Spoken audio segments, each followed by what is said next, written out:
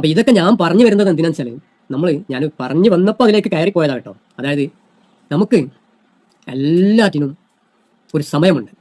ആ സമയത്തിലേക്ക് നമ്മൾ എത്തിപ്പെടും. ക്ഷമിക്കാനുള്ള, സബൂർ ചെയ്യുവാനുള്ള, കാര്യങ്ങൾ ചിന്തിച്ച് മനസ്സിലാക്കി മുന്നോട്ട് പോകാനുള്ള ആ ഒരു തൻ്റെ ഇടം, തിരിച്ചറിവ് അത് നമുക്ക് വേണം. മനുഷ്യൻ തന്നെയാണ് ഏറ്റവും ബുദ്ധിമാൻ. എന്നാൽ ഒട്ടും ബുദ്ധിയില്ലാത്തതും മനുഷ്യന് തന്നെയാണ്. നിങ്ങൾ ചിന്തിച്ച് നോക്കി, മനസ്സിലായോ? ഏറ്റവും നല്ലവൻ മനുഷ്യനാണ്, എന്നാൽ ഏറ്റവും മോശപ്പെട്ടതും മനുഷ്യനാണ്.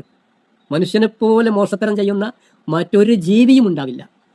അത്രക്കും മോശത്തരം മനുഷ്യന് ചെയ്യാൻ കഴിയും. ആലോചിച്ച് നോക്കി നിങ്ങൾ. എന്തെല്ലാം കുറ്റകൃത്യങ്ങൾ നമ്മുടെ രാജ്യത്ത് നടക്കുന്നു. മൃഗങ്ങൾ ആരെങ്കിലും ആണോ ചെയ്യുന്നത്? അല്ല, മനുഷ്യനാണ്. എന്നാൽ എന്തെല്ലാം നല്ല പ്രവർത്തികൾ ഈ രാജ്യത്ത് നടക്കുന്നു, അതെല്ലാം ആരാ ചെയ്യുന്നത്? അതും മനുഷ്യനാണ്. അപ്പം നമ്മുടെ വിശേഷ ബുദ്ധി, തിരിച്ചറിവ്, ചിന്തിക്കാനുള്ള കഴിവ്, വായിക്കാനുള്ള കഴിവ്, മനുഷ്യന് ഏറ്റവും പ്രധാനപ്പെട്ട കാര്യങ്ങളാണത്. എന്ത്? ചിന്തിക്കുക, വായിക്കുക, ചിന്തിക്കുക, അറിവ് നേടുക, അതിനുവേണ്ടി യാത്ര ചെയ്യുക.